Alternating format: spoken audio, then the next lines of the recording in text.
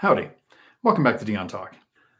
I want to talk today about a few things that stop people from retiring early, especially when there's already enough things working against us. Some of these things are things that people do because we think it's normal. So when we talk about retiring early, what I want to talk about is things that you're doing that you can change to make it more likely that you're going to be able to retire early. The first thing is you have to understand you can do it. So it's the mindset. Can you retire early? How many people do you know that have retired before the age of 65 and maybe even before the age of 62, where some people start hitting their Social Security and maybe they have a pension because they're from our parents or our parents' generation, where it was normal to do that. But I'm talking retiring in your 50s, your 40s, or in your 30s. I believe the average individual can reach financial freedom and make work completely optional in 10 years or less. So whenever you start your financial journey, you have a time clock that starts ticking of about 10 years where you can make work optional. And for a lot of us, making work optional doesn't mean we don't work. It means we find a job that we like. Because if you find something you love to do, you never work again. Doesn't mean you have to retire early. For some of us, we change our minds and we decide I want to actually just travel and enjoy the financial freedom that I bought with my machine that made work optional. And there are three main paths. There's 1,000 paths in these three, but there's three main ways to reach financial freedom. The first one is to start and grow a business and grow the business to a point where somebody else runs the day to day, so that you don't have to go into work every day, but the business generates enough money to cover all of your living expenses. The second is to invest in stocks and grow either a dividend portfolio or a well-diversified portfolio where it's large enough to where you can take out 4% to live on, and the average growth during an average year, not like we're seeing this year, you would be able to continue to see your portfolio grow even though you were living on 4% or less. There is the way that I chose, which is buy and hold real estate, where I buy rental properties that produce cash flow that is more than what it costs me to live. And then work is optional. So when I'm talking about retiring early, I'm actually talking about not being able to just go work whatever job you want. I mean, you don't ever want to do anything. You don't ever want to ever have to do anything that generates income. So if you had to have a job, you're not retired early. You're not financially independent. So the first thing to get over is that mindset. Can you do it? And some of us don't have an example of people who did it. I actually was kind of fortunate. I know two friends who retired, one at 50, one at 55 with rental portfolios. So I had that example that it's possible. The second thing that I want you to focus on, and this is the thing that can make it really hard to retire early, and there are some disagreement on a couple of the things I'm going to talk about here, but it's consumer debt. If you owe money to anything, a person, an entity, a business, it doesn't matter, that doesn't give you a future return or more money back than what it's costing you for that debt. So paying for things like your car, your house that you live in that is not currently a rental and you're not tapping the equity of and you're not selling in the future, but I mean, right now it's costing you money to live there.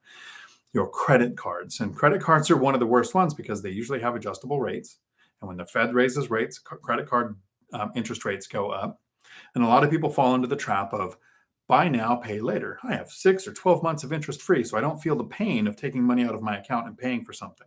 If you don't feel the pain of buying something, you're more likely to buy more things. That TV, that instead of layaway, from the dinosaur days when you would pay for something and eventually it was paid off, you can go pick it up. They now let you take it home and you just owe them in the future. So you don't feel the pain. So you're more likely to buy more things to create more consumer debt. Things like a boat, an RV, unless you're house hacking your RV. These are expenses that usually come along with debt. And it seems normal. I, not just you, but me personally. 1, 2, 3, 4, 5. I know 5 people who have RVs worth over $80,000. One of those people is house hacking their RV, where they Airbnb'd out their house. The others, it's just an expense that they added to their lifestyle that doesn't generate money. They're not using the RV version of Turo where you rent it out. Deciding that you can retire early is the first step. Second is avoiding consumer debt. And how I did it was I focused on anything that had an interest rate above 6%, I would focus and pay off. Anything that was less than 6%, I would make the payments, but I would start investing so that the cash flow from investments would pay off that debt later, because I can get a better return on my investments than that lower than 6% interest rate. The third thing I want you to think about is saving. If you can't save while you're not making a lot of money, it's not like you're going to magically develop the habit to save when you start making more money. Most people who say they can't save, they get a raise, so they can't save, but now they can get the better computer, the Sea-Doo, the whatever it comes with that raise, the nicer apartment. If you get the nicer house, it means nicer furniture, nicer streaming services, because you have to fill that house now that you have the bigger place. Learn to save when you don't have a lot so that you can get better at saving when you do have a lot. And I've actually talked with some people and I've asked them, how much can you save? And most people say, well, right now I don't make a lot, so I can't save anything. So I asked the question, can you save $1? Can you take $1 that you were going to either spend at McDonald's or spend on something else and put it in a drawer and not touch it? Most people can take $1 from what they make in a month and put it in a drawer and not touch it. If you can save $1, now you can improve it, because once something is measured, it can be improved. If you're not saving, it's a fuzzy number that you can't improve. But as soon as you pick that $1, can you save 5? 5 doesn't sound like a lot, but it's the habit of, this is the money that comes in that I'm going to save, that you can then improve and grow as you make more money. So start saving something no matter what you're making now. I have a friend. He's the one who retired at 55 with 30 rental properties. One of the first years that I met him, he had started as a real estate agent. He was an agent. His format was to work in a brokerage as a real estate agent. And over the couple of decades, as the best deals would walk in the door, he would buy them himself. But in his first year, he made $13,000 in real estate commissions. He saved $6,000. He lived in a friend's garage. And in my mind, he's still the most frugal person I know, even though he's probably now one of the top 5 wealthiest people that I interact with. But that first year, he learned how to save, and then it improved as he made more money. He's having the same struggle that I am, where at some point we need to figure out, how do I spend the money that's coming in instead of how do I save for the next investment? Saving has a couple of steps. And so this next thing is a barrier to retiring early that a lot of people forget, because we think, I'm going to save, I'm going to invest. Hardly anybody talks about increasing your income. And that can be through side hustles. It can be through overtime. If you're my age or older, we came from the generation where our parents' parents has had pensions. And we were raised by generations who thought longevity at a company was the best way to get rewarded. You can climb the corporate ladder, you can get raises, you can get promotions. And what we're finding out now in the last 20 years, the people who are changing jobs every 2 to 5 years end up making the most money. Develop side hustles. And sometimes, and I have seen this in a message, that side hustle means you work in a highly paid industry and overtime. When I worked in law enforcement, I can go and sit at a construction site and make sure nobody drove through all the cones and get $200 an hour to sit at a construction site. That's a side hustle when you're a cop. You might work in a field where overtime, if you're at a prevailing wage job, can be $100 an hour. Line that up. Sometimes it's developing a completely different side hustle. For me, it was playing World of Warcraft and EverQuest and Ultima Online, to show my age, any of the gamers out there. Taking things in a virtual game and selling it on eBay. That was a side hustle that I had. Increase your income as you're working to learn how to save and avoiding life creep, at least for the first 5 years. Don't get the nicer, newer car. Don't take the vacation. Don't get the bigger house. With that housing being your largest expense, most people should be focusing on some form of house hacking. And it's really weird. When we rent, it's very common to house hack. A lot of renters, a lot of my tenants have roommates. But some switch in our head goes off that when we buy the property and we own the mortgage, like that's our mortgage we're paying every month, we're resistant to having roommates. Or buy a duplex, have roommates on the other side to where you're not sharing any living space. There's a lot of ways to house hack to reduce or eliminate our largest expense. So, can you do it? Avoid consumer debt and reduce consumer debt if it has high or adjustable variable rate interest. Learn how to save. Increase your income. And then here's the thing that cracks me up, and I'm actually a victim of this, of my own creation. Avoid high risk.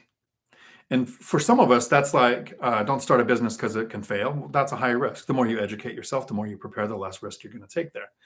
If you're going to invest in stocks, an index fund is less risky than an individual stock. If it's playing the lottery, when I was really like living, I want to say paycheck to paycheck, but there were probably paychecks where debt carried me to the next paycheck sometimes. I would not only play the lottery, but I would gamble. I'd go to the casino. I'd play 21. Um, Card counter, very easy system, very simple system.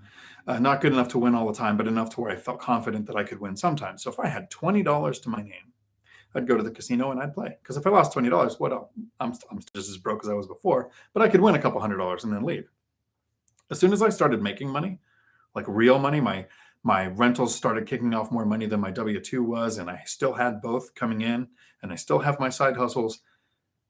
I don't think I've gambled in 10 years. Like I've done, let's have a Texas Hold'em card night at somebody's house or something.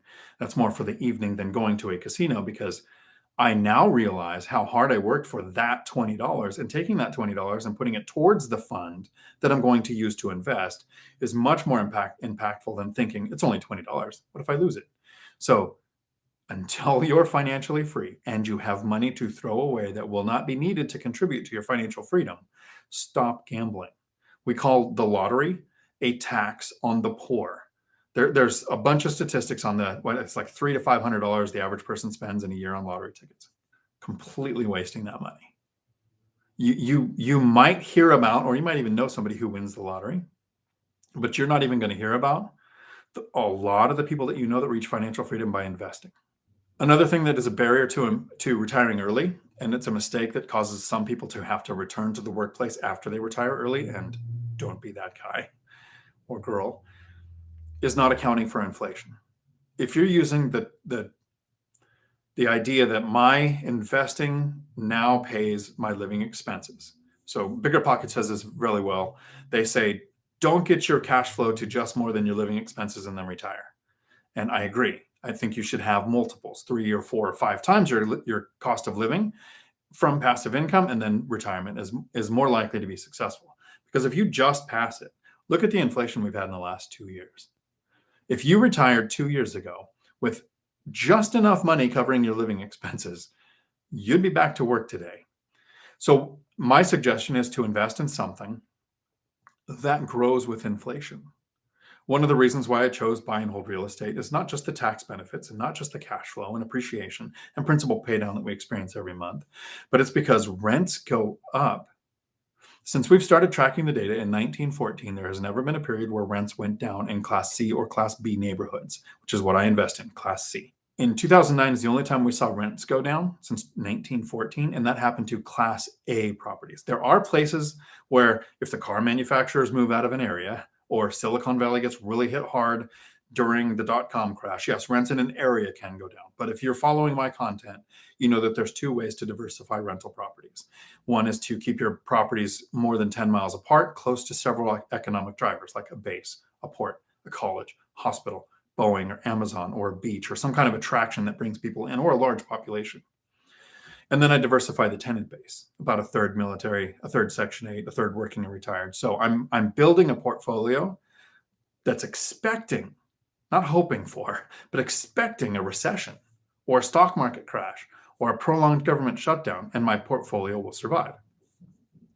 So I chose an investing strategy to retire early with a strategy that grows with inflation, because rents continue to go up. And yes, insurance and taxes can go up, but your mortgage, as long as you're using fixed rate debt, doesn't increase very much. And then here's one of the ones where people might disagree. This is one of the things that's stopping the most people from retiring early. There's 2 things that you're going to probably, somebody might disagree with. The first one is saving for retirement. If you are contributing to a Roth, a 401k, just any kind of retirement account, and you are locking money up until you're 59 and a half, that is stopping you from putting money to work now that can make retiring early easier. And there are some people that say, well, you just self-direct the blah, blah, blah, and a bunch of confusing things that I don't even want to take the time to learn, because what you're doing is you're taking passive income from real estate that you could invest in real estate, which then benefits from depreciation, and you're putting it into an investing category that's taxed as earned income.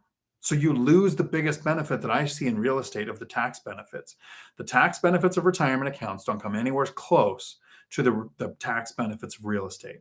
It's almost like, and this is, conspiracy theory 101, we have a Congress full of people who own rental properties and they own real estate, and they keep coming up with laws that benefit people who own real estate. It's so weird. I don't know what the odds are of that happening.